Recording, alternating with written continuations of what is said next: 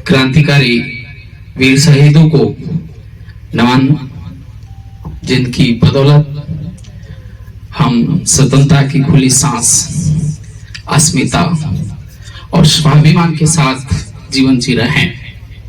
और साथ ही इस खेरवाड़ा की धरती पर पधारे आप सभी क्रांतिकारी गणवीरों को जय जोहार, जय आदिवासी। आज हम we have gathered here for the election,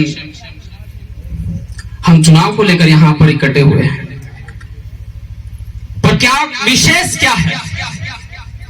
What is the special?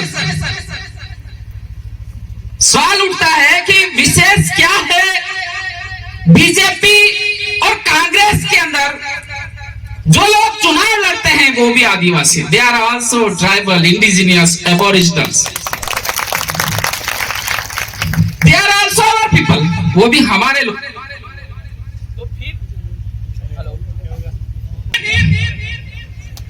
इस भारत आदिवासी पार्टी की जरूरत क्यों पड़ी? Where is the need? Bharat Adivasi party. मैं इन दो चीजों को दो घटनाओं से समझाऊंगा।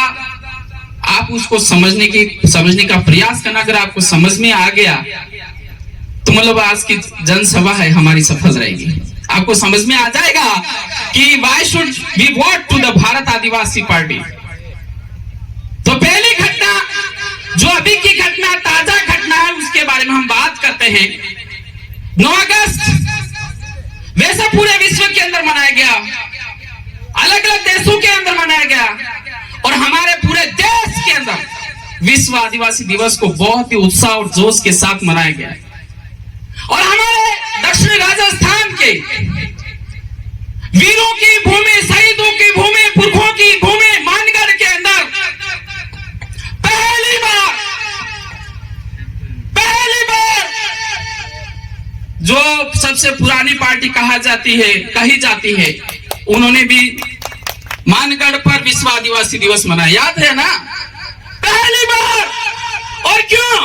ये युवाओं ने जन जागरण किया, ढाणी गए, समझाया what is the special rights, what is the 5th schedule and what you are, तुम्हारी पहचान क्या। ये बात युवा गांव तक गए, सभाएं की, जगह सभाएं की, और उसके बदौलत वो हिल गए और आदिवासियों को वोट बैंक समझकर वो मानगढ़ आए। 9 अगस्त विश्व आदिवासी दिवस, आदिवासियों का दिन, आदिवासियों के संघर्ष के बदौलत मिला है। उस दिन क्या हुआ? उस दिन ये राजस्थान का पूर्व मुख्यमंत्री अशोक गहलोत आदिवासियों के मंच पर, आदिवासियों के बीच में, आदिवासियों के दिन ओबीसी आरक्षण की घोषणा करता है। मैं किसी जाति वर्ग के संवैधानिक अधिकारों का विरोधी नहीं हूं। I believe in the constitution. मैं भारत के संविधान में विश्वास करता हूं। घोषणा कर दी। फिर क्या हुआ? हमारे यहाँ के बहुत बड़े नेता कहा जाते तथाकथित, वो जयपुर में गए, रघुवीर मीणा खराड़ी, सुना ना? बहुत सारे लोग समझ he is the tall leader in this area, और वास्तव में CWC का सदस्य, he was the member of the CWC। जहां पर नीतियां बनती, जहां पर पॉलिसी बनती, उस टीम के वो सदस्य थे। और जयपुर में उन्होंने ऑब्जेक्शन किया मुख्यमंत्री अशोक गहलोत के सामने साहब कि आदिवासियों के बीच में, आदिवासियों के दिन आपने ओबीसी आरक्षण की जो घोषणा करी, मैं इसका विरोधी नहीं हूं, लेकिन कहां तक जायज है? तो वो मुख्यमंत्री बोलता है चुप। हमारे व्यक्ति की क्या औकात है, क्या वैल्यू, आप देख सकते हैं। क्या बोलता है? तू मुझे सिखाएगा क्या? तू मुझे बताएगा क्या मुझे कहां पर क्या करना, क्या नहीं करना है? किस लीडर के सामने बोलता है? CWC लीडर जो आदिवासी है। तो मतलब वहां पर हमारे व्यक्ति एक कुत्ते की तरह रखा जाता है, एक गुलाम की तरह व्यवहार किया जाता है। और ये इसका साक्षात उदाहरण है कि उसको बोलने का अधिकार नहीं है। He has no right, freedom of expression। Bharat का संविधान हमें यह मूल अधिकार देता है कि आपको बोलने की स्वतंत्रता है, लेकिन कांग्रेस पार्टी ये बोलने का भी अधिकार नहीं देती है। ये स्थिति है, एक मुखौटा है। हमारे लीडर वहां पर क्या है, और सोचेंगे कि हमारा लीडर हमारे अधिकारों की बात करेगा, हमारे न्याय की बात करेगा, जल जंगल की बात करेगा, नौकरियों की बात करेगा। अरे उसको बोलने का अधिकार नहीं है, उसको बोलने का अधिकार नहीं है। और आप बहुत अपेक्षाएं, you have lot of expectation. ये सच्ची कंडीशन है कि कांग्रेस के अंदर जो भी लीडर है वो गुलाम है, उनकी स्थिति एक पालतू कुत्ते की तरह है, उससे ज्यादा नहीं है।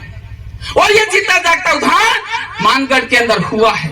हमारे शहीदों की भूमि, हमारे वीरों की भूमि पर हमारा उनका अपमान हुआ है।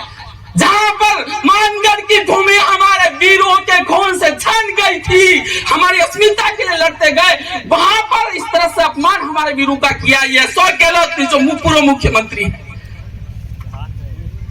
आप सोच रहे होंगे, you may be thinking that Congress party is not good. फिर सोच रहे होंगे, तुम्हारे दिमाग में कीड़ा चल रहा होगा कि यार बीजेपी, आप सोच रहे हैं ना,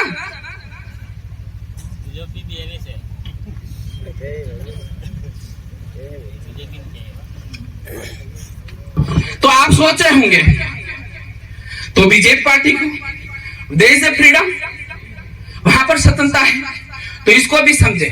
मैं प्रैक्टिकल उदाहरण दे रहा हूं, practical, I am giving practical example which happened with our leader, tribal leaders, those represent our communities। तो हमारे प्रतापगढ़ के बहुत लीडर, बड़े लीडर हुआ करते थे। आप तो नाम तो सुना ही होगा, नंदलाल मीणा। नंदलाल मीणा नाम सुना? 2016 के अंदर वो कैबिनेट मिनिस्टर थे। राजस्थान सरकार के अंदर वसुंधरा राजे की सरकार में he was the cabinet minister. और हमारे लोग गर्व महसूस करते थे कि हमारे नंदलाल मीणा की चलती है, वो है, he is the great leader, powerful leader, ऐसे हमारे लोग बात करते थे, मैं सुनता था। तो भील प्रदेश विद्यार्थी मोर्चा का आंदोलन चला, और आंदोलन चला तो 2016 के अंदर डूंगरपुर के सबसे बड़े महाविद्यालय में चुनाव हुए, और चुनाव में भील प्रदेश विद्यार्थी मोर्चा के बैनर तले उमेश डामोर विजय हुए, और भारी मतों से विजय हुए। तो विजय हुए तो उस समय हमारे कोई विधायक एमएलए तो थे नहीं, सांसद थे नहीं, तो टीम ने तय किया कि यार हमारा बड़ा लीडर को बुलाएं, इस मौके पर छात्र संघ शपथ ग्रहण समारोह आयोजित किया जाए, शपथ दिलाई जाए, और बीजेपी के बड़े लीडर को बुलाएं। तो उन्होंने किसको बुलाया? नंदलाल मीणा को बुलाया। किसको बुलाया? नंदलाल मीणा को बुलाया। नंदलाल मीणा गए, he went to the Dungarpur, और उस समारोह के हिस्सा बने, और शाम को प्रोग्राम खत्म होने के बाद मीडिया से रूबरू हुए। तो उन्होंने ये कहा कि हाँ, आदिवासियों के लिए अलग राज्य बनना चाहिए, ये जायज मांग है। क्या बोला? आदिवासियों के लिए पृथक राज्य बनना चाहिए, भील प्रदेश बनना चाहिए, केवल उन्होंने मांग करी। जब ये बात जयपुर पहुंचती है, महारानी तक पहुंचती है, और शाम होते होते उनको कैबिनेट मिनिस्टर से हटा दिया जाता है, और CWC जो कांग्रेस वर्किंग कमेटी के जो मेंबर बने हुए, आप सोचते तो कि यार हमारे रघुवीर मीणा बहुत बड़े लीडर हैं, और उसको जैसे थोड़ा सा बोला और उसको वहां से हटा दिया। हटाया कि नहीं हटाया? आप बताइए, क्या वो हमारी स्वतंत्रता है? क्या हम गुलाम हैं? क्या हम इस देश के मालिक हैं? ये देश हमारा। कौन लोग होते हैं इतने लोगों का अपमान करता है, जो लाखों वोटों से जीत के जाता है और उनका अपमान करता है? बोलने का अधिकार नहीं।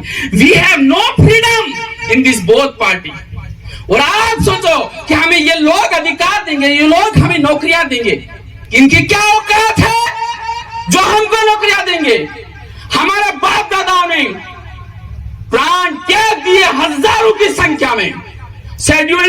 शेड्यूल डिस्ट्रिक्ट एक्ट की बात करें 1874 के अंदर शेड्यूल डिस्ट्रिक्ट एक्ट केम अंदर एग्जिस्टेंस। 5वीं अनुसूची कहते हैं, संथाल विद्रोह कहते हैं जिसको। इस विद्रोह के पीछे हमारे 35,000 लोग आदिवासी मारे गए और आखिरकार विश्व की सबसे बड़ी शक्ति है, उन्होंने घुटने टेक दिया आदिवासियों के सामने। हम वो लोग हैं, उसका खून है हमारे अंदर। हमने अंग्रेजों के सामने हार नहीं मानी, हथियार नहीं डाले, उस वंश के लोग हैं हम लोग। और आज हम छोटी छोटी चीजों के लिए हम सरेंडर कर रहे हैं, तो ये निश्चित रूप से हमारे पुरखों का अपमान है, हमारे पुरखों का बेइज्जती है। तो मैं ये कह, I will not speak much because I got the message.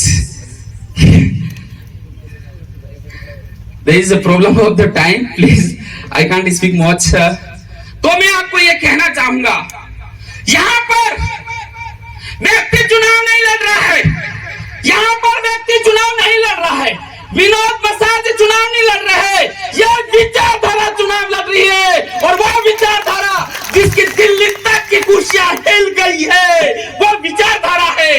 और वही चलाने वाले वही बुद्धिजीवी लोग हैं जो आपको न तो दिख रहे हैं, जो आपको नहीं दिख रहे हैं, लेकिन आपको इकट्ठा करने में वो बहुत बहुत बड़ा हाथ है। मतलब वही सब कुछ है, वो विचारधारा है। और विचारधारा अच्छे की कुर्सी छीन लेती है। तो आप इसके पीछे बहुत सारे लोग हैं। There are lot of people and they are very talented and intellectual people, they are handling everything. तो आप समझ जाइए, यहां व्यक्ति नहीं, क्या है, विचारधारा है। क्या है, विचारधारा है। तो मैं लास्ट में महाराज, ज्यादा नहीं बोलूंगा, महाराज महाराज की भविष्यवाणी बोलकर मैं मेरी वाणी को विराम दूंगा। महाराज महाराज का नाम सुना? कहां थे, कहां पैदा हुए थे, इनका अवतार कहां हुआ था?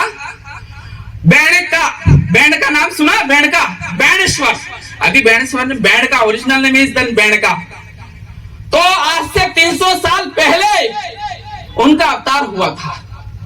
तो उन्होंने सोपड़े लिखे, 5 सोपड़े, आज से 300 साल पहले 5 सोपड़े यानी 5 किताबें लिखी, जो आज भी है। बेणका के अंदर है, आजपुर के अंदर है, एक गुजरात के अंदर है, आज भी आप देख सकते हो। उन्होंने भविष्यवाणी करी थी आदिवासी समुदाय के बारे में, आदिवासी के भविष्य के बारे में उन्होंने भविष्यवाणी करी थी। उन भविष्यवाणी को सुनना।